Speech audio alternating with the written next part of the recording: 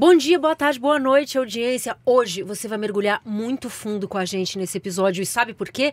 Porque o conteúdo é rei.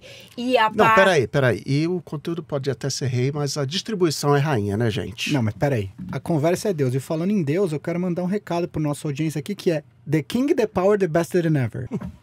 Bom, tentando aterrar aqui um pouco, assim, como vocês podem ver, todo mundo quer fazer o quê? Falar uma frase de efeito para chamar a atenção da audiência e manter você aqui junto com a gente. Esse é o É Sobre Isso, um podcast da Bit junto com a Ampere, que traz toda quinzena uma discussão sobre os muitos nós e desafios da comunicação contemporânea. Vem com a gente que hoje vai ser super legal. Eu só queria pedir pra Jéssica manter isso que eu vou falar, porque o cara que escreveu essa cena aqui tá aqui, ó, só rindo, achando muito engraçado, não participou da cena, então denúncia.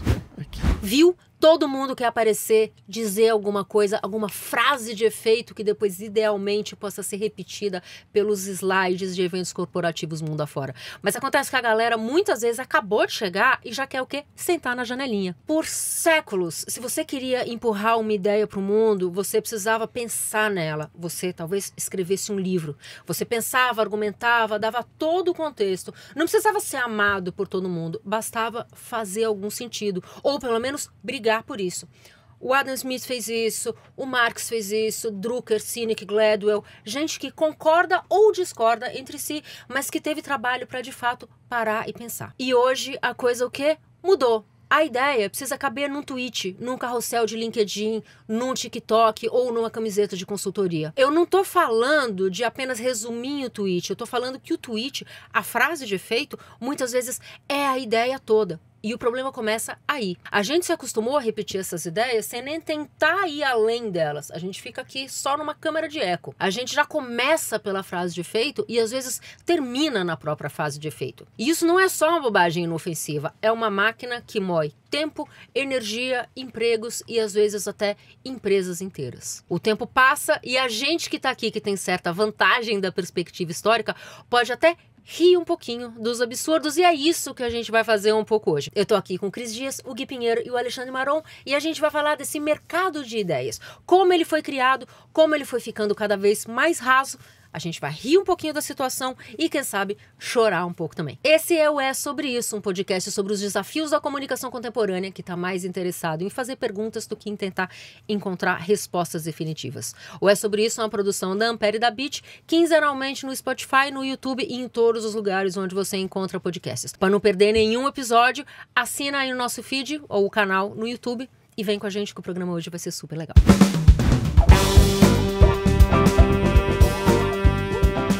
Bom, gente, então hoje a gente vai fazer o caminho inverso. Em vez de repetir as frases feitas que a gente vê em todos os lugares, eu tenho certeza que você que está ouvindo sabe do que a gente está falando, a gente vai tentar entender de onde elas vêm. Quem inventou essa moda e por que tanta gente boa embarca em tanta besteira com nome bonito o tempo todo.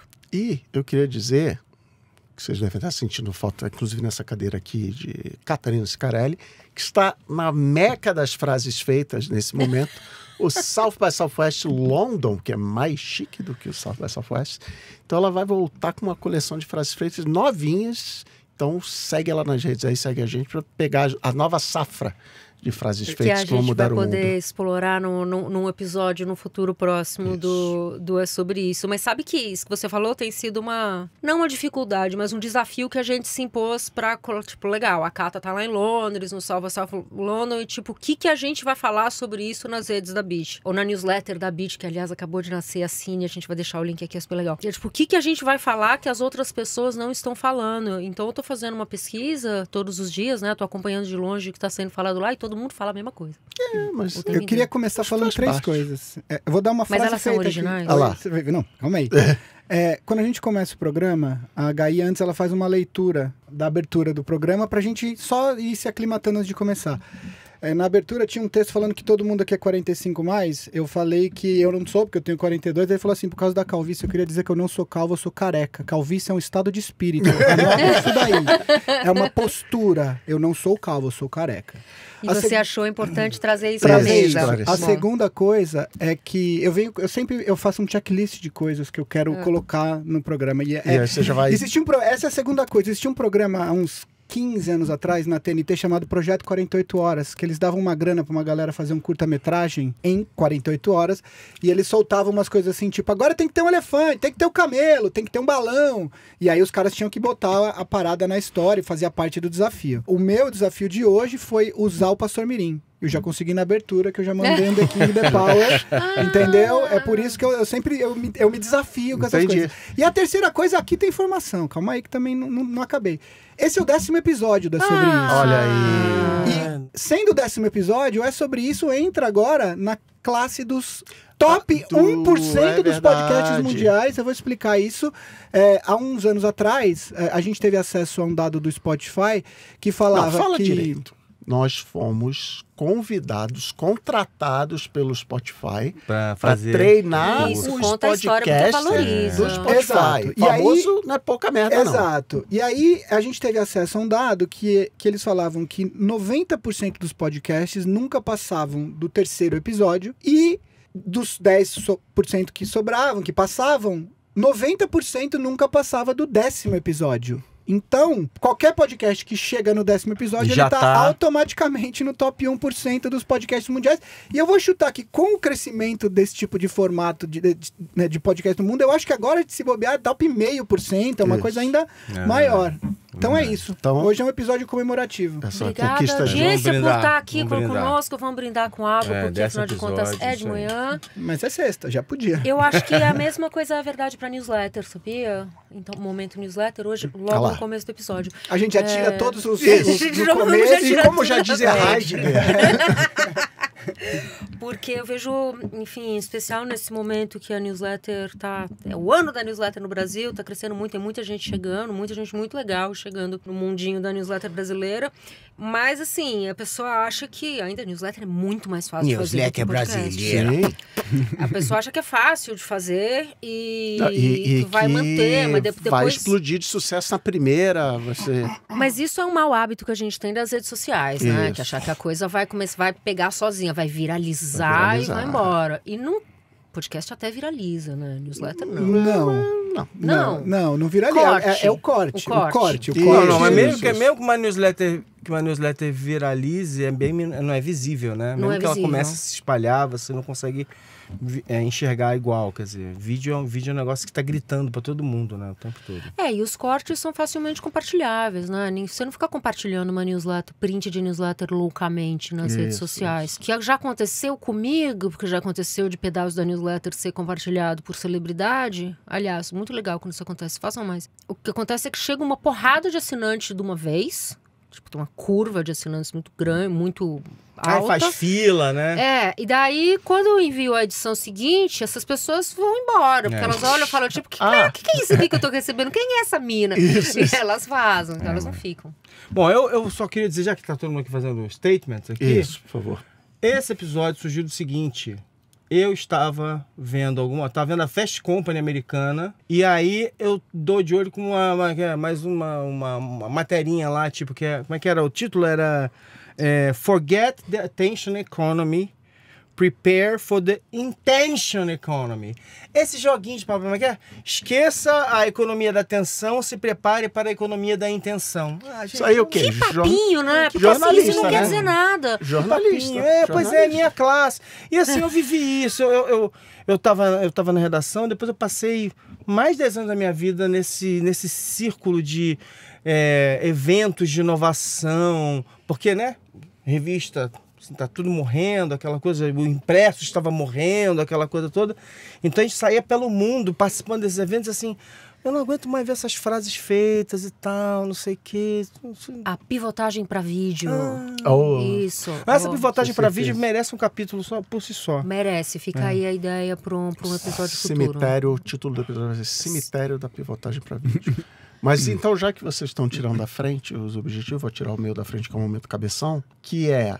A Gaia se perguntou a origem, vamos falar da origem e tal, não sei o quê. E eu, por acaso, mostrando que os astros funcionam a meu favor, essa semana que estamos gravando, eu estou começando a abordar, a gente está começando o Momento Jabá, Clube de Cultura do Boa Noite Internet, o livro Amusing Ourselves to Death, que só tem em inglês, do Neil Postman, que foi escrito em 85 e fala sobre mídia, como tudo tem que ser divertido na mídia, e reflete muito na internet e tal. E aí, ele fala da tradição oral, que antes dos livros, a Grécia Antiga, por exemplo, era uma tradição oral. Jesus, né, ele tinha as parábolas lá, como é que é o mais fácil, Mas camelo ele também passar. fazia dancinha. Também fazia dancinha. Ele ajudava a fixar. Como é que é mais fácil um camelo passar no buraco da agulha. Então era cheio de provérbios e parábolas e metáforas, porque era isso, frases como essa, de o conteúdo é rei. A gente tem literalmente um slide da Ampere essa frase, o conteúdo é rei, mas a conversa, como é que é? A conversa é rainha, Deus. A conversa aqui a distribuição é Deus, é rainha e a aí, conversa é Deus, é isso? Aí corta é pra isso? Jesus. Depende. As pessoas usam como elas corta pra Jesus falando, rei sou eu. De que essas frases ajudam a resumir conceitos e a todo mundo entender. Então, o Neil Postman cita lá que o rei Salomão, aquele que curtia dividir bebês ao meio, sabia 3.000 provérbios. Então, você chegava lá, rei Salomão, tô com esse problema aqui, o Gui tá me devendo dinheiro, você quer? Aí ele mandava um provérbio. Não, porque a dívida do vizinho, não sei o que lá. E, legal. Não tinha uma lei, ninguém abria o livro e via. Então, a tradição oral, a retórica para os gregos, né, era literalmente uma forma de arte. Era muito importante você ter esses conceitos fáceis de todo mundo entender, porque ninguém lia, ninguém sabia ler, pouquíssimos sabiam ler, e o papel do conhecimento, então, estava nessas afirmações. Você sabe que hoje em dia, em certos lugares do mundo, mas do Brasil, 1 em cada 10 pessoas não é analfabeta funcional. 10% das pessoas não são analfabetas funcionais. Então, mas o problema eu acho que o grande problema dessas frases feitas, a gente que trabalha com comunicação escuta elas em todos os eventos, etc., é que é a hora que você dilui e aí as pessoas não sabem por que essas frases, tipo, sei lá, falando aqui o conteúdo é rei. Cara, foram anos de não sabe, é que o de conteúdo gente pensando, não é rei. Foram anos de gente pensando e tal, para resumir, que é basicamente, cara, você tem que se preocupar com a qualidade do seu conteúdo, etc e tal, não sei o que, não sei o que. E aí a galera começa a repetir sem saber o porquê, né? Eles repetem e vira só aí vira uma platitude, vira uma coisa vazia. Uma platitude, mas assim, você estava falando dos gregos, né? Tem provérbios chineses também, né? Essa coisa da sabedoria chinesa, frases que com muito poucas palavras conseguem captar a essência de uma ideia que é facilmente compartilhável, né? Repartível. Mas a gente tem séculos de distância entre isso e as platitudes repetidas sem nenhuma, perdão a palavra, intenção, hoje no LinkedIn. Quer dizer, até tem uma intenção. A intenção é fazer com que isso seja espalhado, compartilhado, engajamento. A intenção engajado. é a mesma sempre agora, hoje em dia, né? A intenção é engajar, pura e simplesmente. Então, o abismo o que está nesse abismo deixa de ser a intenção de espalhar uma ideia. Tô te falando um negócio aqui para você prestar atenção, ou o rei Salomão está respondendo um problema, ou o sábio chinês está, enfim, ajudando o lorde da época em que ele vivia, para virar não, deixa eu escrever isso aqui rapidinho em 10 slides de LinkedIn, porque eu preciso que seja compartilhado. E a questão, por que a gente precisa que as coisas sejam tão compartilhadas assim? Esse é um dos nós que a gente está hoje, né? Essa necessidade, esse desejo de se transformar em thought leader, líder de pensamento, né? De se tornar uma referência para as pessoas, vender consultoria, serviço e tal. Vender é a palavra-chave. Por que todo mundo precisa ser líder de pensamento? E se todo mundo é líder de pensamento, enfim, quem que está seguindo os pensamentos? E tem essa coisa, você falou uma palavra-chave nessa história que é slide. A gente... mas é verdade, porque acontece, a gente foi mudando, né? Então assim, se a gente era perfeitamente oral, a gente foi para uma cultura, principalmente nos últimos anos, nos últimos 30 anos ali, que essa cultura performativa, da apresentação, do evento e tal, não sei o quê.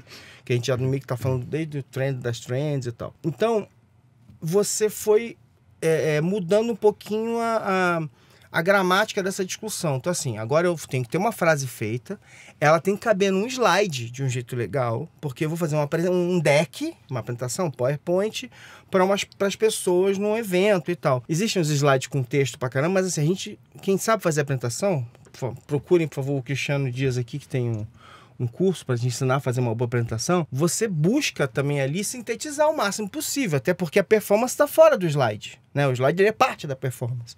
Então a gente fica buscando esses atalhos, essas construções. E assim, tudo bem, eu acho que para você passar uma mensagem é parte da história. Só que o problema é o seguinte, as pessoas pegam o deck, leem o deck sozinho, só tá lá a frase, não tem explicação. Content is King foi dito pelo Bill Gates nos anos 90 ainda, quando ele estava dizendo para as pessoas a internet vai ser muito importante e o conteúdo vai ser importante na internet. As pessoas vão ganhar dinheiro com o conteúdo na internet. E as pessoas, assim, a gente já esqueceu que foi o Bill Gates que falou isso, entendeu? E não acabou. esqueceu não, tem gente que nunca nem Não, mas imaginou. tudo bem. Que tá Mas descobrindo quando- agora, como eu estou descobrindo agora. Não quero me... Quando Não, eu fala, trouxe essa informação mais cedo, eu não sabia. Né, como sociedade aqui, nós já esquecemos. Entendeu? Tipo assim, porque se perde nas brumas do tempo, gente. Isso é normal. Não, e ganha... Brumas foi o desafio do Maron do projeto 48 horas. Ele falou, vou usar a palavra brumas hoje. Para usar uma frase feita, a frase ganha vida própria, né? As pessoas veem uma verdade naquilo e começam a usar, às vezes, de um jeito que nem era a intenção original. Ele estava falando do conteúdo do bolo, tinha que levar... Sei lá, estou inventando aqui.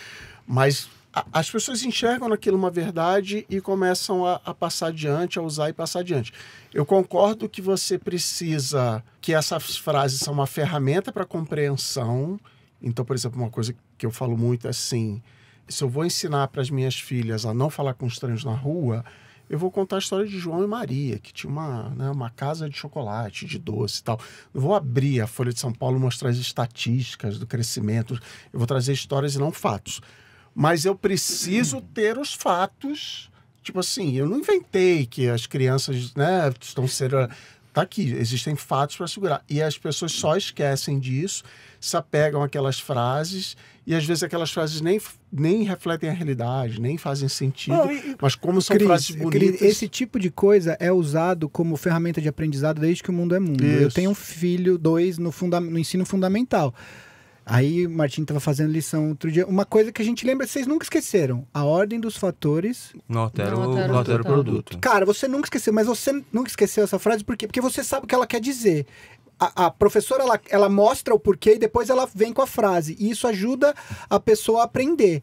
Usar uma frase pronta não é um problema. O problema é que as pessoas... É isso, assim, o problema é sair com... Se eu contar essa frase pra Dolores, que ainda tá no primeiro ano, ela não sabe o que é. Ela pode repetir, mas ela não sabe o que significa isso. É um telefone sem fio de significado. Porque a frase até se preserva, mas ela não carrega o significado muitas vezes com ela. Mas né? eu acho importante... Quando a gente constrói narrativas, quando a gente quer explicar alguma coisa, como inclusive a gente está fazendo aqui, condensar o conhecimento. Exato. E, tipo, os cortes, assim, tem vários episódios do É Sobre Isso, que eu vou olhar o meu corte e eu tô falando por 90 segundos e não cheguei a lugar nenhum, porque eu tô, aí eu quero dar o contexto, não, peraí, eu não inventei. Eu começo a falar, e o corte, cara, ele quer uma frase, ele quer um tweet, ele quer tá aqui, o conteúdo é rei. Galera, o conteúdo é rei. Quando você for pensar em estratégia, o conteúdo é rei. E a gente fica nessa erudição, às vezes, de querer dar a volta, formar o raciocínio, não sei o que lá, enquanto tem um monte de gente em posições opostas a gente do tabuleiro da vida, vou deixar de um jeito vago assim, e que vão direto ao ponto, que fazem afirmações categóricas, enquanto a gente fica... o conteúdo é rei, mas depende do contexto e não sei o quê. Então, assim, é importante, tem valor. Mas é que as pessoas querem... Tô tentando pensar, na verdade, por que isso acontece, né? As pessoas querem... Para além daquilo que a gente falou agora há pouco, de que as pessoas querem engajar desesperadamente a troco de...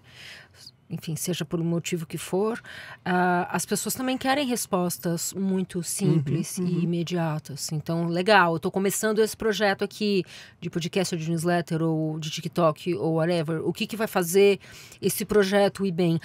O conteúdo, porque o conteúdo é rei. E que mais isso significa?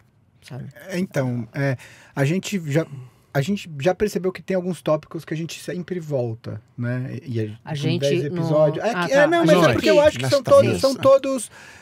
Tá tudo conectado. A gente gosta... Tá tudo conectado. A gente tem um podcast. Porque está tudo conectado. Mas Aí o que você tá falando, assim, é o lance das pessoas quererem recompensa imediata, né? Ele vê uma pessoa lá fazendo conteúdo com trocentos milhares de seguidores e fala assim, eu vou fazer e se meu conteúdo for bom, eu vou chegar. Se seu conteúdo for bom, vai chegar, vai demorar. Aí entra a distribuição, sacou? Como é que você vai distribuir isso para acelerar isso? Tipo, exatamente, essas frases adicionais vão surgindo para tentar se agregar a um conhecimento inicial, né? O conteúdo é rei, mas esse conteúdo sem distribuição não vai a lugar nenhum.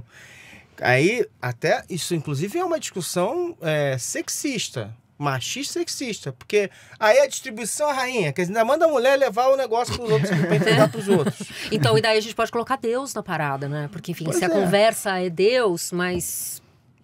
Pois é. Porque daí quando a gente tá falando de conversa, a gente tá falando que tá legal o conteúdo, a distribuição, mas isso também não tem grande significado sem uma comunidade ao redor. E essas frases acabam quase um ecossistema de frases que é para justamente corrigir esse curso que vocês estão falando. Então, por exemplo, esse slide que a gente tem no início da apresentação da Ampere. Conteúdo é rei. Beleza? Beleza. É uma verdade. Conteúdo é rei, você precisa de conteúdo. Só que aí o que as pessoas fazem? Acham que conteúdo por conteúdo...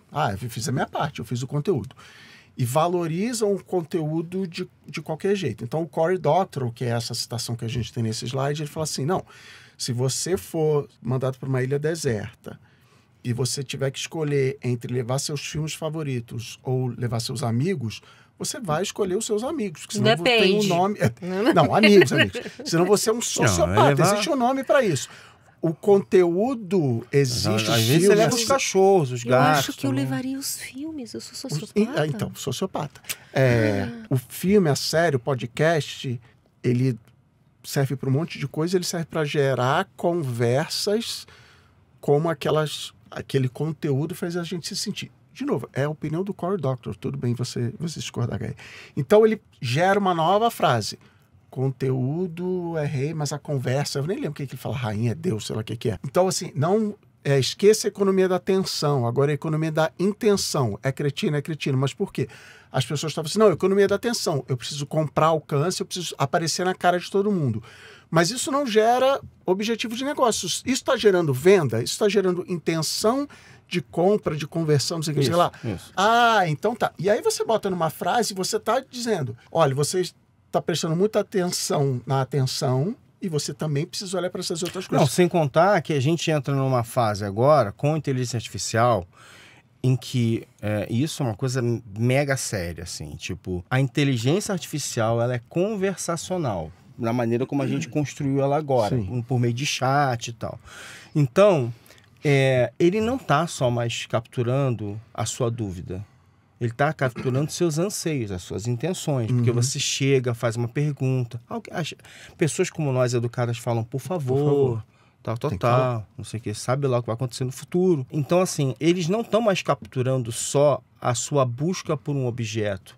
Eles vão capturando seus sentimentos em relação àquilo, eles vão capturando seus pensamentos, porque você está conversando, você está dizendo por que você gosta daquilo, por que você quer não sei o quê. Você está elaborando o raciocínio e a intenção junto com eles. Então, de novo, meu problema não é com o conceito, meu problema às vezes é assim, essa busca da sacadinha, que fica vazia e Sim, perde o sentido e tal. Mas o título é clickbait, o nome moderno que a gente dá, sensacionalista. Clickbait não, é ruim, mas ao mesmo tempo não pode ser assim.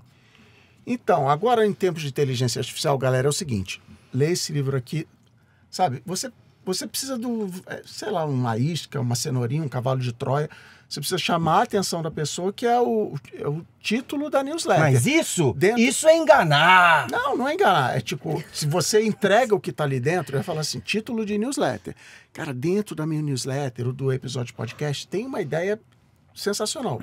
Se o título no YouTube, na newsletter, no player de podcast, não capturar a atenção da pessoa, esqueça a economia da atenção, agora a economia da intenção, ninguém vai ler o que estava ali dentro. Então, é enganoso quando você chega lá dentro e não fala isso, que era o que tinha no auge do clickbait, que é o que esta menina falou, fez uma cidade inteira chorar. Mentira, não tinha história nenhuma ali dentro. Então eu vejo valor nessas frases, mas também concordo com que vira só repetição, vira coach de palco, vira chefe. Eu vejo valor... sei lá, quando você passa um conhecimento muito longo, muito extenso para alguém, e estou falando de qualquer, pode ser no meio profissional, pode ser crianças na escola. Você precisa dessas regrinhas, dessas ferramentas, desses atalhos, para que ela consiga lembrar, né? Sei lá, tinha aquela frase... Tinha aquela frase dos planetas, que era cada letra começava com um dos planetas do sistema solar. São atalhos, são ferramentas que você dá para as pessoas. Ou a musiquinha do alfabeto. É isso, entendeu? Então, quando ela é usada assim, desde que a pessoa de fato tenha adquirido aquele conhecimento e ela use essas coisas para lembrar, eu não vejo problema nenhum. O problema é isso, assim, as pessoas elas pegam só o título e saem correndo com aquilo na mão. Mas eu acho que é assim, tem um ponto aqui que é importante, que é o seguinte. Quando a gente... E, de novo, eu não estou negando a importância de você criar os aforismos, as frases e tal, não sei o que, assim, a gente precisa delas. Mas é que a gente começa a criar um mercado de... Não é mais um mercado de ideias, a gente começa a criar um mercado de frases feitas. E frase feita, meu amigo, você faz qualquer coisa que tem uma combinação interessante de palavras, e aí você vende todo tipo de bobagem. Sem porque dúvida. você... E assim... É incontrolável isso. Eu não tenho a solução para isso. Estou falando assim, é que nem quando a gente começou a ter todo o conteúdo numa tela de telefone, ao ponto de que, assim, não faz nem diferença mais se você está vendo um filme, um vídeo, vertical, horizontal, tá tudo aqui, aí você já não se importa mais se o vídeo tem uma qualidade melhor, se ele tem pior e tal. Se a notícia... Aí quando a gente tinha a timeline do Facebook, se é notícia, se é um update de um amigo, ou se é não sei o quê. Você vai começando... As coisas vão começando a perder. Sim, até chegar no momento que a gente está hoje, que não faz mais nem diferença se é verdade ou não o que você está vendo. Tá aí o canguru no avião que rolou semana passada. Mas o vídeo era bom. Pô, demais. Eu acreditei não. Até agora eu ainda não sei. Ou ele com passagemzinha na mão, com uma carinha desconsolada. Assim. Tem um vídeo feito por IA de um canguru. Você não E pegou uma a pessoa história? tentando viajar com um canguru de ajuda emocional, de apoio emocional. Aí a mulher falou, a aeromoça, assim, a comissária, falou assim, não, a senhora não vai entrar com ele, não.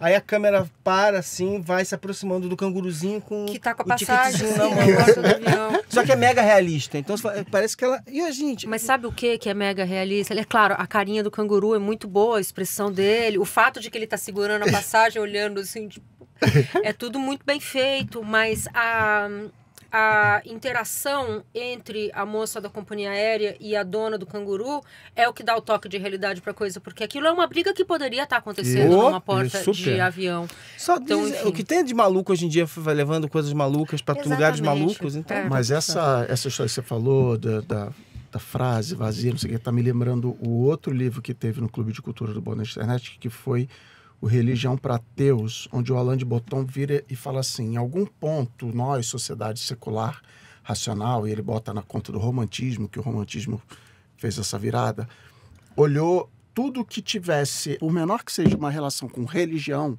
a gente rejeitou. Não, nós somos seres racionais, nós não acreditamos no sobrenatural, nós resolvemos tudo com as nossas mentes. E uma das coisas que foi eliminada é essa capacidade da religião de colocar em pequenas frases, tipo olho por olho, dente por dente, amar o próximo como você, sabe? Como a si mesmo. Colocar, simplificar o conceito, porque, de novo, é uma tradição oral, você precisa passar isso em poucos minutos, capturar a atenção de uma plateia. Os 10 mandamentos. Os 10 mandamentos. Se eu notou que o cristiano, você gosta de amar o próximo, não é muito do cristiano. Amar o próximo, ele não lembrar o final, tá vendo? Essas coisas. Mas é que a religião também, toda religião é sempre sobre explicar por que o mundo existe, porque as coisas são como são, né? Ela é uma ferramenta para compreensão do mundo. No sentido de um guia moral, assim, o que eu faço nessa situação? Já dizia Santo Agostinho, já dizia São Pedro, Santa Rita de não sei o que lá, das causas, não sei o que. E aí vem uma frase, e aí você raciocina em cima disso. E aí os românticos, os iluministas, olham e falam assim, não, eu não posso te resolver esse problema em uma frase. Eu tenho que te resolver esse problema num livro, num tratado filosófico. Mas é que eles tinham tempo, né, gente? Quem tem tempo para ler livro hoje? Não, agora você manda o ChatGPT escrever um livro para você, tá tudo certo. Então a gente tem essa rejeição a quem pega... E, de certa maneira, tem a ver com o que a gente falou de especialistas aqui, o episódio de especialistas. Não, tem aí o youtuber, o instagramer, o tiktoker que explica, sei lá o que, nutrição em vídeo de 90 segundos, e nutrição é uma coisa muito mais complexa do que isso. É verdade. Só que quem está ganhando a briga são as pessoas que explicam bem ou mal em 90 segundos. Então, eu estou aqui defendendo os aforismos, estou defendendo as frases feitas. O que a gente já falou, eu já falei assim. Você não pode só ficar com a frase, você tem que entender Tem que ficar com a feita. funciona, os desdobramentos disso tudo. A frase feita, ela não pode se acabar em si mesma, né?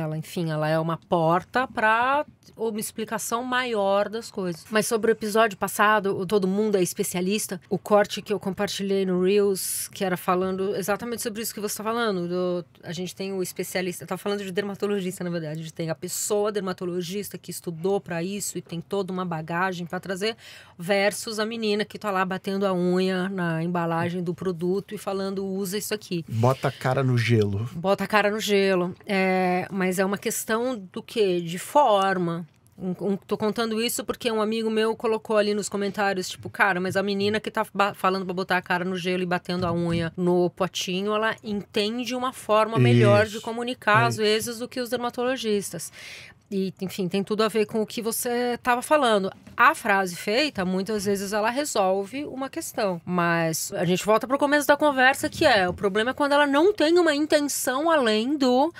Deixa eu criar isso aqui para ser compartilhado. Quando a intenção é Quer dizer, só eu não sei mostrar... nem se isso é um problema, tá? Não, eu acho que o que eu vejo no ambiente de trabalho é tipo alguém numa posição de decisão ou até numa posição de poder virar e falar assim, mas e a economia da intenção? A gente está, sabe? Exatamente. Jogar e largar e ir embora e assim... E você, de novo, o que a gente já falou aqui, você virar refém daquela frase... E não, mas agora eu quero saber da economia. Galera, acabou a economia da atenção. Agora aqui na empresa a gente só foca na economia da intenção. Então, e o que nós que temos alguma bagagem já vimos acontecer algumas vezes, né? Tipo, não, então porque agora tudo tem que ser viral. Ou agora tudo é pivotar para vídeo. E a gente tem uma outra questão aí. Talvez a gente não esteja falando de frases apenas. A gente está falando de formas de resumir uma informação de uma maneira muito rápida, que pode ser uma expressão como economia da intenção, não é uma frase. Mas a gente está falando, então, de conteúdo, muito conteúdo que é resumido numa frase, numa expressão. Só que tem um outro problema aí, que é informações erradas que também são resumidas. Isso. E aí é pior ainda, porque alguém falou de nutrição aqui. Cara, sei lá, tem essas coisas assim, se você quer emagrecer, você não pode comer carboidrato à noite. Isso, cara, é uma informação que, se você for falar com o nutricionista, ele vai falar, cara, não é assim, não é bem assim. Manga com leite também não, tá? Sabe, não é bem assim, você vai ter que... Ele vai te explicar déficit calórico, blá blá blá e tal, e aí carboidratos integrais, enfim, ele vai te explicar um monte de coisa. Só que a galera... Eu tô dando um exemplo aqui de nutrição, que obviamente não sou especialista, mas assim, a galera pega uma informação resumida numa frase, num conceito muito curto, e aí, cara, aí pior ainda, porque é uma mentira, na verdade, né? Inclusive foi por isso que o sorvete de manga acabou e passou a ter só sorvete de manga, que é só com água. Mas é o que a Gaia falou de... Eu quero a resposta simples. Eu não quero entender carboidratos e aminoácidos. Eu quero o que é para eu comer, o que não é para eu comer. E a coisa é muito mais complicada do que isso. E tem não vou lembrar a fonte aqui, ou seja, eu estou propagando informação. Não, mas que é assim, se eu dou uma explicação muito complexa, muito longa, a chance de você acreditar é muito menor. Então assim, Cris, por que você chegou atrasado? Cara, porque o ônibus atrasou, porque eu perdi o ônibus. Tudo bem. Cris, por que você chegou atrasado? Não, porque veja bem, eu acordei hoje, minha filha estava com uma febre, aí não sei o que, e quando eu fui ver, a cachorra tinha, não sei o que, lá. É tudo verdade o que eu falei, e foi uma sequência de eventos que me fez chegar atrasado. Mas você fala, o cara tá inventando demais. Cris, a gente passou por a gente tá passando, né? Porque a pandemia passou, mas a gente tá passando. A galera questionando vacina. De um lado, você tem falando assim, vacina dá câncer, vacina causa autismo. Isso. Do outro, você tem falando, não, porque você tem que entender que nós temos vários tipos de vacina. Isso. A vacina de RNA, a vacina não sei o que e tal. Aí você fala, peraí, vacina dá autismo, vacina tem chip. Esse aqui, testão, não. É que a pessoa não quer, né? A pessoa não sabe se ela quer a resposta certa. Ela quer uma resposta. Isso. Mas eu falei a pessoa, mas vale pra todos nós. Não, é a exploração. Assim, gente, quando o cara faz mágica, por exemplo, ele pega a moeda, aí faz assim, aí ele pensa assim, olha, ele vai olhar pra moeda, vai ficar com uma retenção da imagem da moeda na minha mão. Quando eu fizer assim e abrir a mão e a moeda não estiver lá, tá, assim, a gente tá o tempo todo explorando essas características do nosso cérebro que em algum momento na história da humanidade foram úteis e ajudaram a gente a sobreviver, né? A gente enxerga rosto, identificar padrão e tal. Só que aí alguém em algum momento explora isso, às vezes de uma maneira até benéfica, né? Explicar uma coisa mais complexa de uma maneira simples e de maneiras que a gente está vendo para onde é que a gente está indo, assim. E tem também o valor dessas frases de que, sei lá, eu sou engenheiro e preciso falar com alguém do marketing ou vice-versa, sabe? Alguém que não é da mesma área que eu. E assim, cara, eu preciso comprimir essa explicação numa frase ou num parágrafo. Olha, o que você precisa saber, eu sou engenheiro, você vai vender o sistema que eu fiz aqui. Cara, esse é um sistema aqui, olha os seus pontos de milhagem do cartão. Eu que sou engenheiro do lado de cá, puta, ele vai, conecta em diferentes bancos de dados, não sei o quê, organiza. Cara, então também tem esse poder da simplificação de que o cara do marketing só precisa entender o suficiente para vender. Ele não precisa entender a plataforma, usamos, full stack, toda. Não sei o quê, da nuvem, nanana. Cara, é o saldo do seu programa de milhagem, é isso. Mas até agora estamos concordando que o problema não é a frase feita em si, mas o uso que é feito dela. Você achou que a gente vinha aqui falar mal de frase feita? Mas nem a gente sabe o que a gente vai fazer aqui.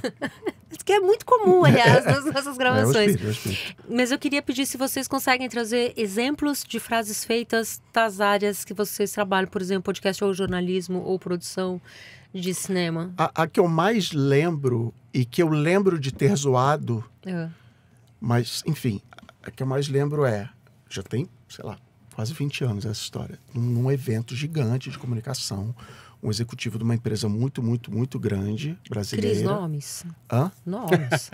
Eu acho que era um cara muito alto da Petrobras. Estava falando das iniciativas da Petrobras na internet. Isso era, sei lá, 2005, 2008. Ou seja, essa pessoa nem trabalha mais lá. E aí ele falou assim, porque aí a gente entendeu que a internet não é uma rede de computadores, é uma rede, de pessoas. E eu caí na gargalhada, porque era um bagulho óbvio e tal. Só que com o tempo eu fui percebendo que para muita gente na plateia, em 2005... aquilo virou uma chavinha, né? Que as pessoas viam a internet do ponto de vista tecnológico, conexão de aparelhos. Nem tinha internet, a internet móvel estava começando na época, e é meio isso, não, é uma tecnologia que existe para unir pessoas, para botar pessoas para conversar, conversa aí voltamos. E eu me vi usando, na minha carreira, usando frases nesse nível de simplicidade, no melhor sentido possível, que eu estava há horas tentando explicar um conceito e a pessoa... Então, aí a outra que eu lembro é num workshop de 3 dias com uma marca gigante. Eu virei e citei uma frase que eu tinha até esquecido e que preciso voltar a usar mais, que é... Essa frase não é minha, é do Ivan Askwith, que é: se eu falo da sua marca para o meu amigo, não é porque eu gosto da sua marca, é porque eu gosto do meu amigo. Uhum. E o gerente de marca da Ambev, na época, ele virou de lá e falou assim, porra, é isso. Então, assim, ele entendeu. Cara, esse idiota do Cris está aqui há 2 horas tentando explicar como é que é redes sociais, o que tem que fazer no Facebook, sei lá. E ele estava muito focado em benefício de produto. E, cara, esquece o benefício de produto. Se eu vou falar para você beber essa bebida da Ambev, não é porque eu gosto da Ambev, não é porque o sabor, não sei o que, é porque eu tomo esse presente para você. Sim. Então, são 2 frases que eu carrego muito. E a primeira eu zoei. O cara, só agora ele entendeu. Mas eu vi na plateia, a galera chocada. Nossa, eu nunca tinha visto as coisas por esse ângulo de um jeito tão simples. Eu acho muito legal nessa aí, porque assim, você faz uma conexão até com o episódio sobre fofoca, né? Porque, porque você contar sobre alguma coisa pro seu amigo... Isso, é um presente. É um presente, é uma tentativa de ganhar, de ficar bem com aquela pessoa, né? Pô, vou dar uma dica legal pra você, ó, faz tal coisa. Então tem todas essas características, assim. Mas eu escrevi uma longa divagação sobre Twin Peaks, que foi a edição da newsletter de hoje de manhã, para mandar para mim, para os assinantes da newsletter. Não é sobre porque eu gosto dos assinantes da newsletter, apesar que eu gosto também. É porque eu gosto muito do Twin Peaks. sei lá, a gente pode filosofar aqui, mas você escolheu falar daquilo e você entende o que o seu Na verdade, público... é porque eu quero que meu namorado veja as 3 temporadas comigo a partir da semana que vem. Então tá explicado. Pronto, tem isso, você... mas... Tem gente que fala assim, você poderia assistir as 3 temporadas comigo? Tem gente que escreve nos livros. Eu sou definitivamente a primeira. Vamos ver? Vamos. Não vamos. Tá bom, não vamos também, tá tudo certo. Eu nem... Até porque eu já dei meu exemplo, que é a tríade lá do Content, Queen... Mas eu acho que uma das coisas que eu acho mais... Bom, primeiro tem frases e discussões que foram levando a simplificações, levaram, por exemplo, a pivotagem para vídeo, que a gente viu a destruição que criou no mercado, principalmente no mercado americano, que executou primeiro, e todo mundo ficou meio com medo e não foi na mesma direção necessariamente. Mas eu lembro, essa é bem antiga, quando eu estava entrando no mercado de trabalho, no final dos anos 80, início dos 90, até antes de eu ir para a faculdade, depois e tal, eu lembro de uma coisa que era impressionante, que era um negócio de reengenharia. Uma das maiores destruições de valor da história, assim, porque basicamente empresas foram se redesenhando toda a estrutura delas e tal, não sei o que, de uma maneira completamente alucinada, gastando milhões com consultoria para redesenhar todos os processos, todas as coisas e tal, não sei o que. E assim, tudo mal executado, mal feito de qualquer maneira, feito por fazer. É a inteligência artificial hoje em dia. O board, o conselho da empresa vira para o CEO e fala, você já está usando inteligência artificial? Opa! Aí ele começa para as diretorias abaixo. O que estamos fazendo de inteligência artificial? Por quê? Porque me cobraram que eu tenho que estar... Porque alguém leu na Forbes, na Fast Company, não sei lá onde... que agora, se não tiver inteligência artificial, a empresa acabou. Ou porque no evento, encontro, simpósio, XYZ, todo by mundo London, falou de inteligência artificial. Então cria-se essa percepção de que todo mundo está fazendo inteligência artificial, a gente precisa fazer também. Essas certezas. Vamos fazer então qualquer coisa. Em casos mais extremos, o que foi que rolou essa semana? Que descobriram que na verdade não era uma inteligência artificial, mas uma empresa que fazia... Você dizia como você queria que seu aplicativo fosse e a inteligência artificial, escreveu também conhecida código. como indianos, escreveu o código para você. Ou aquela história da Amazon, de que você entrava na loja e você botava as coisas na cestinha, saía e ele cobrava automaticamente, porque câmeras e inteligência artificial estavam detectando. Eram também indianos. Eram indianos apertando o botão e dando pausa no vídeo para ver o que você... Então temos mais do que um exemplo notório disso. Não, Significa que tem vários outros que a gente não sabe. E esses, com certeza. Mais do que essas certezas, assim, é a minha implicância com esses exemplos de palestra, de inovação. E o mais famoso é Uber, é a maior empresa de transporte do mundo e não tem um carro. Airbnb é a empresa que não tem um quarto. A maior empresa de hotelaria do mundo e que não tem um hotel. E tem um terceiro que é Netflix, não tem, sei lá, deve ser.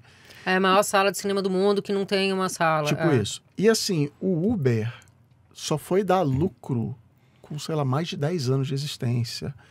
Essa história da Amazon nem era verdade. Eu já estive literalmente numa palestra de inovação onde essa história da Amazon era citada como exemplo. E o tom era assim, você vai ficar para trás. Se você não fizer que nem a Amazon, a sua lojinha vai fechar, porque a tecnologia vai te engolir. Mas você sabe que isso pode até ser tema de episódio, que é o lance dessa cultura de empreendedorismo, que você precisa dar foto. Isso. Você precisa subir no palco, fazer uma apresentação. Depois, se der errado, cara, você já vendeu seu peixe na apresentação.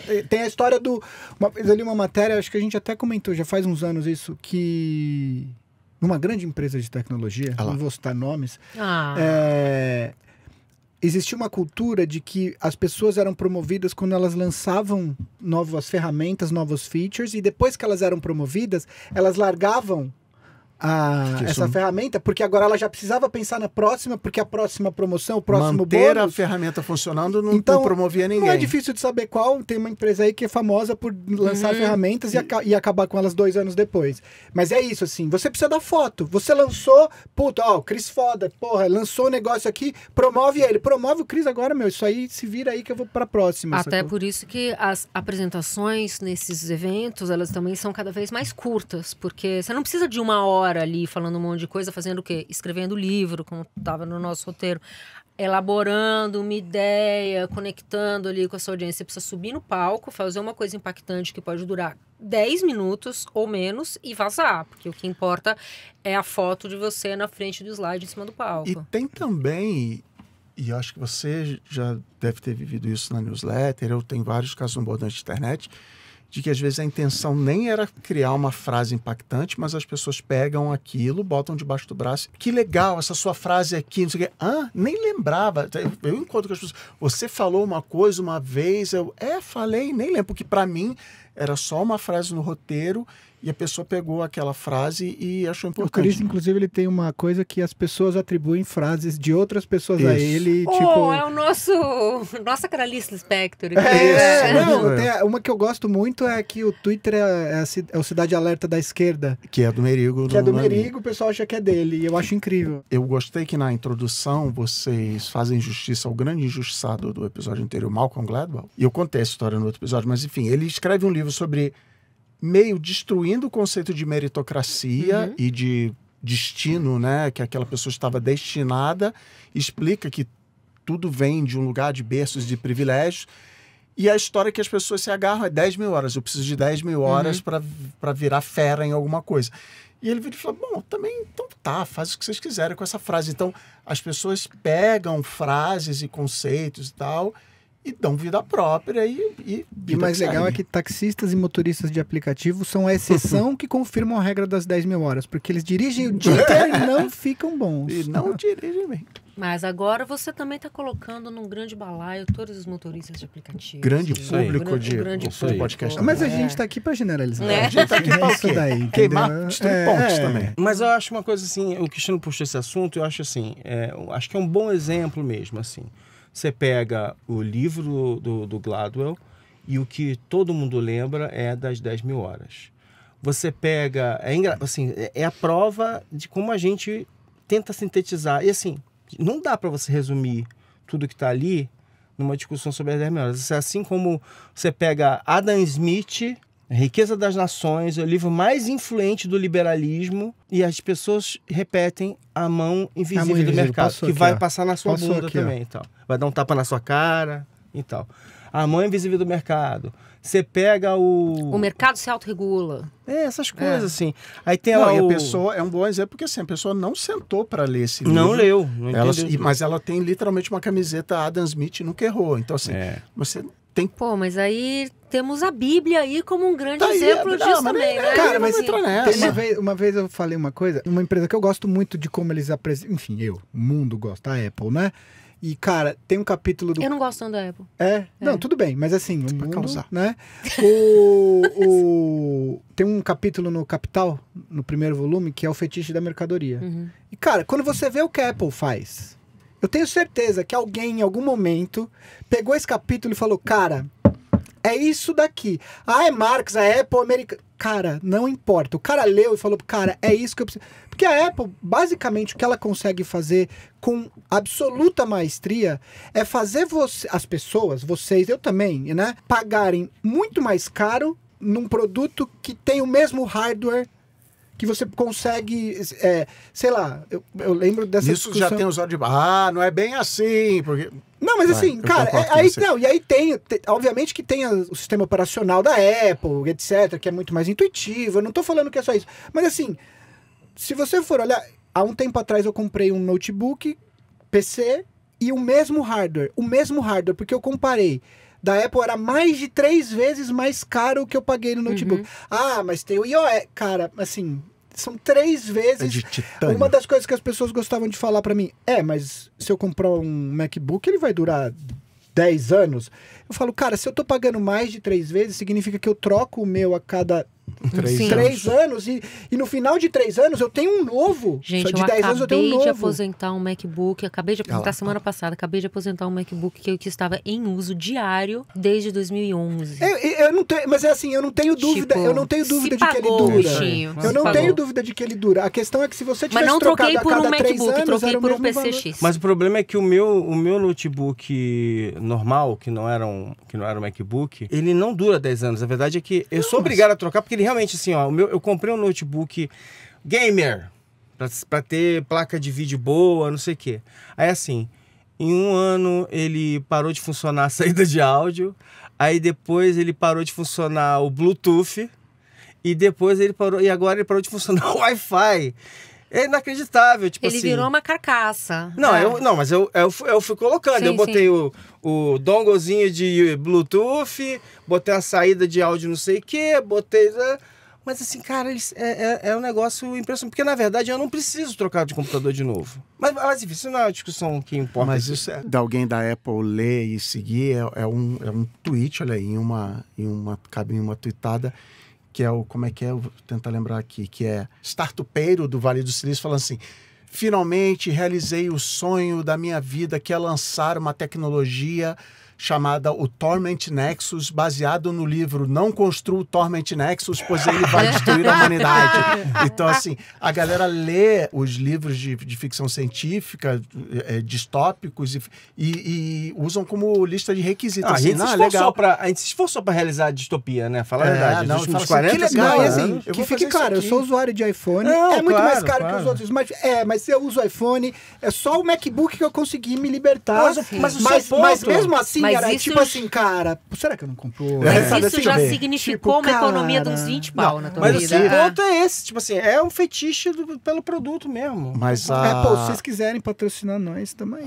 a Gaia botou uma data muito importante, que é O quê? 2011, que o dólar era R$2, né, cara? Sim. Então, assim, eu também tinha Mac na época, vê se eu tenho Mac agora. Enfim, mas voltando no Adam Smith, por exemplo, a galera que nunca leu Adam Smith, nesse mesmo livro, A Riqueza das Nações, se você é fanboy de Adam Smith e você lê os livros e os youtubers falando que o negócio hoje em dia é renda passiva, você tem que botar o dinheiro para trabalhar para você, Adam Smith está chorando.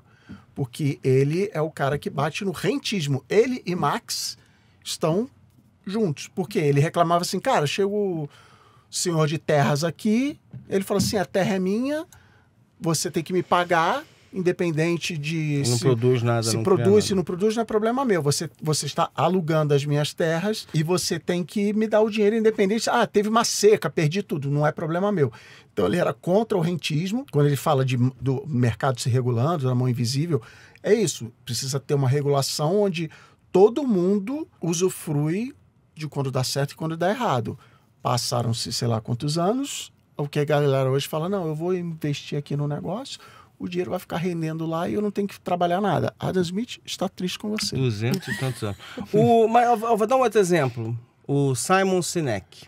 Ah, boa. Então, esse é o cara, assim, a ideia original lá atrás era interessante, legal, pô, procura seu propósito, começa pelo motivo da existência da sua empresa, por que você está fazendo alguma coisa, não sei o que, sei lá.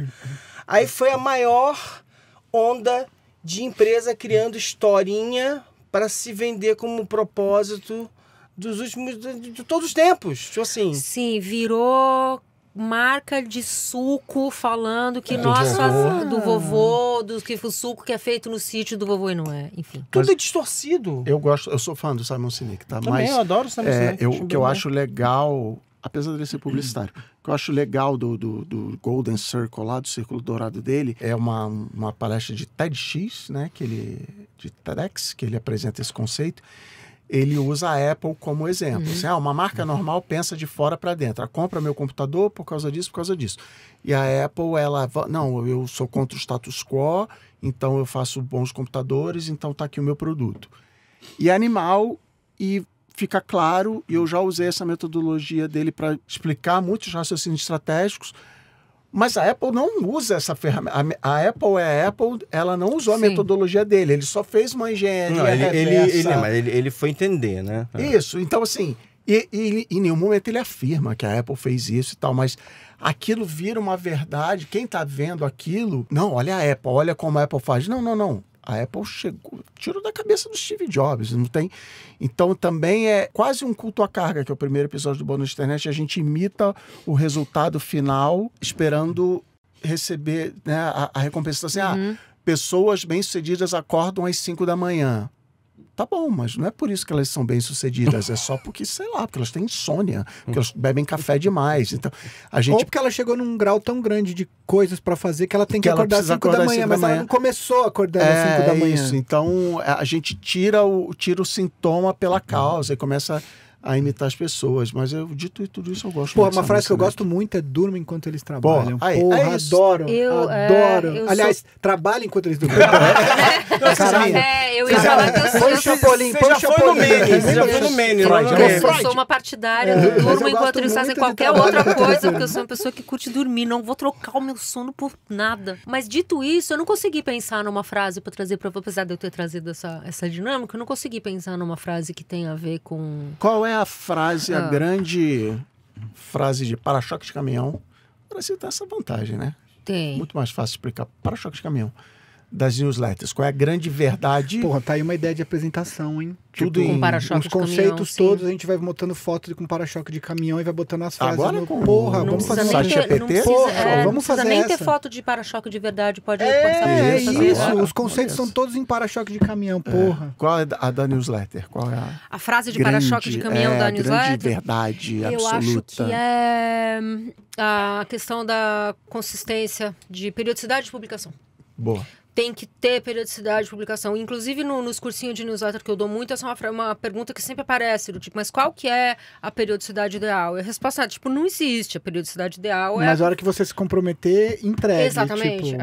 A periodicidade ideal é a que funciona para você, para o seu projeto. Pode ser todo dia, pode ser a cada quinzena, pode ser uma vez por mês.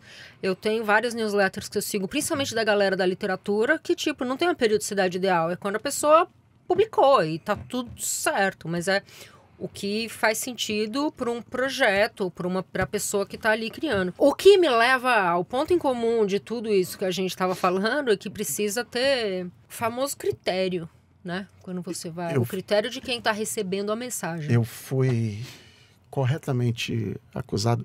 Quando eu trabalhava no Facebook, meus amigos publicitários odiavam, porque eu era o cara, eu e minha equipe, a gente era o cara que fazia as famosas boas práticas. Se você vai fazer um vídeo de propaganda no Facebook, sei lá, a ideia principal tem que estar nos 6 primeiros segundos, o vídeo tem que ser vertical e tem que ter legenda, porque as pessoas estão sem fone de ouvido. Então a gente tinha uma lista de coisas, preste atenção. Isso rapidamente nas empresas virava uma régua, uma cartilha. Então, tipo assim, mas no sentido quase de que, então eu preciso ter uma ideia. Então, como é que eu entrego em 6 segundos? Como é que o vídeo é vertical? Em vez de ter a ideia E depois adaptar. Em vez de ser uma... Peraí, deixa eu ver. Eu tô, não sei se tô. Eu tô com não sei o que, tô. Então beleza. Não, a ideia perdia para as boas práticas. E os caras ficavam revoltados comigo. Porque eu quero, não sei o que, não sei o que lá. E eu entendo, porque, voltando do que a gente já falou, não, eu preciso... Como é que o meu vídeo vai fazer sucesso no Facebook? Eu não posso responder, veja bem, porque a criatividade, a subjetividade, já Exato. dizia Freud, não sei o quê. Não, cara, 6 segundos, legenda, vertical, não sei o que, não sei o que lá. Então vira uma armadilha, vira, sei lá, a galera usa... Mas essa regra, ela vinha do conhecimento empírico. Assim. Isso. Vocês olhavam e falavam assim, olha, a maioria dos vídeos que fazem sucesso seguem esses padrões aqui, tal. Mas isso é muito aplicável, daí para indo pro teu universo, isso é muito aplicável para o que funciona ou deixa de funcionar enquanto cinema também, né? Tipo, Sim. Um bom filme, ele precisa ter o quê? Uma abertura Gente, você que pega pega a pessoa ali no começo. o manual de roteiro do Sid Field, ele Isso. põe ali, assim, como fazer um bolo. É óbvio que quando você domina muito a parada, você começa a, não é distorcer, mas você começa a subverter aquela lógica de forma a criar novas formas de narrativa. No final, a estrutura meio clássica tá lá, sei lá, Jornada do Herói. Cara, todo filme, né, de um jeito ou de outro, você vai ter lá a Jornada do Herói e tal. Eu lembro que o manual de roteiro do Sid Field, os professores na faculdade falavam assim, leia isso... Mas é daí pra cima, porque esse daqui é o básico, é o chão. E Assim. o Sid Field Chão, fez... é o chão, ele não é pejorativo, assim. É o chão porque, assim, cara, isso daqui é como chão no fazer o sentido de basicão, base. né, a assim, cartilha. né? Que você precisa saber fazer o arroz e feijão pra... Eu tinha um professor de História da Arte que ele sempre falava do Picasso. Ele falava assim, cara, o Picasso não começou pintando cubismo, sacou? Tipo, Isso, cara, ele uma começou escolha, são escolhas desenhando estilísticas, casinha, né? e aí ele ficou tão bom que ele falou, cara, e se eu começar a fazer... É isso, entendeu? Eu entrevistei o Sid Field muitos e muitos anos atrás. Mas acho uma coisa muito interessante, assim, que fica nesse trabalho que ele fez, é que, na real, é um pouco do que a gente tá falando, que você tá falando que o Simon Sinek fez com a Apple. Aliás, então, só uma assim. coisa legal do Sid Field, você falou dos 6 segundos, o Sid Field no primeiro capítulo, ele fala assim, cara, você tem que pegar os caras nos primeiros 10 páginas do seu roteiro. Porque o produtor de Hollywood, ele tem uma pilha lá. Os 6 segundos do cinema então, é 10 minutos, 10 páginas. Na literatura é a primeira página. Porque você precisa pegar a pessoa na primeira página, senão a pessoa vai abandonar teu livro. Porque essa construção dele, dessa lista de coisas pra fazer, vem do fato de que ele ficava lendo roteiro. Ele era o cara que lia. Sim. Pra todo mundo. Então ele começou a fazer uma série de... esse tipo de macete, você tem que pegar... Não é que você tem que pegar só o espectador nas 10 páginas, que seriam mais ou menos os 10 primeiros minutos. Você tem que pegar o cara que tá lendo o roteiro lá naquela pilha. Né? E ele foi dissecando, ele foi pegando quais eram os filmes de sucesso, e ele foi identificando as estruturas comuns dos filmes. Então, assim, a galera trabalha. Os filmes eram mais curtos na época, mas a fórmula, entre aspas, era assim, ponto de virada com 15 minutos, conflito dos 15 aos 75, 15 ponto de virada encaminha para a resolução 90 minutos. Mas o problema, esse é um exemplo ótimo da profecia autorrealizada, porque aí não só quem escreve roteiro começa a seguir isso e achar que se não tem isso não serve. Não serve, como os funcionários dos estúdios começam a ler e aí você começa a comprovar de que os únicos filmes que fazem sucesso são que seguem essas regras. Não, os únicos filmes que são comprados, porque se der errado, se eu comprei teu filme, Parasita, não tem nada disso, Parasita, não tem nada dessa estrutura. Deu errado? Tá vendo? O Chris comprou o roteiro do Gui que não tinha 3 atos, não tinha ponto de virada, não tinha nada. A culpa não é minha, manda o Gui. Então, assim, profecia autorrealizada. Então, aí de vez em quando aparece um filme diferente, que normalmente de fora das Américas, dos Estados Unidos e Europa, que loucura, que diferentão. Porque saiu do modelo. Aí, de tanto em tanto tempo, acontece alguma coisa que, enfim, bota os 2 pés na porta, revoluciona e muda, né? Enquanto você estava falando, eu estava lembrando de punk rock, porque o punk acabou de fazer 50 anos, esse é um assunto que está muito na minha cabeça. Parabéns, João Punk. Ou não, mas a gente tinha uma... A gente estava falando de filme, mas isso se aplica para literatura, para várias outras coisas. A gente tinha um modelo musical vindo ali desde o começo do século XX, que a música tem que ter refrão, tem que ter uma entrada, tem que ter uma ponte, tem que ter... Não sei. Aí quando, ali nos anos 60, para a virada dos 70, chega uma galera falando, não tem que ter absolutamente nada disso, inclusive a gente não tem nem que saber tocar instrumento ou cantar. Foda-se, e acaba se tornando uma força criativa muito grande, muito influente. Pra música, aí, poucas coisas são tão influentes quanto o punk. E aí, o que acontece? Chega alguém tentando, não, mas olha o que o punk, aí tenta botar um sistema... não, a regra para ser punk. Aí a regra para ser punk você precisa saber no máximo 3 acordes, você não precisa saber mais do que isso. Enfim, é sempre cooptado pelo mercado. A gente sempre quer jogar numa caixinha para... entendi. Então tá. Então você sabe tocar violão, amigo? Bossa Nova é ali do lado, você pode sair. Mas, enfim, essa frase com apenas 3 acordes é uma outra frase feita que pode ser aplicada. E acho que com essa dá pra gente encerrar. Então, qual é a grande frase que a gente Você só precisa saber 3 acordes pra saber tocar. Para fazer um podcast. Vamos misturar todos os conhecimentos. Na economia da atenção, você só precisa de 3. Adam Smith disse que com a mão do mercado tocando 3 acordes... A economia da intenção... The King the Power. The King the Power. Aliás, essa é a palavra de hoje, a expressão de hoje, The King the Power. Por favor. Aliás, você que está aqui até agora, se você não se inscreveu no canal, no YouTube e no Spotify, se você não deu like, você é um ouvinte arrombado. Eu queria dizer isso pra você. E se você não compartilhou com seus coleguinhas também, né? Aí a palavra aqui, que daí a gente vai pro 18+, e não falar o que eu penso dessa pessoa. Cris, Ale, Gui, brigadíssima pela conversa de hoje, obrigada pelos cases que vocês... Gente, eu achei que a conversa foi muito pra um outro lugar e esse talvez seja o episódio mais culto que a gente gravou até agora. Cara, mas assim, a gente terminou o episódio passado com uma maravilhosa citação de ET Bilu. Isso. Começamos esse com The King the Power do Pastor Mirim, né? E aí depois, cara, fomos pra Marx, fomos pra Adam Smith, concordando. Smith. A gente foi pra realmente... E junto com isso, usamos frases feitas também. Sem certezas. Aproveitar uma frase feita. Por favor, você que nos acompanha, que chegou até aqui, assina o canal, compartilha com quem você acha que vai gostar também e esteja aqui conosco de novo daqui 15 dias.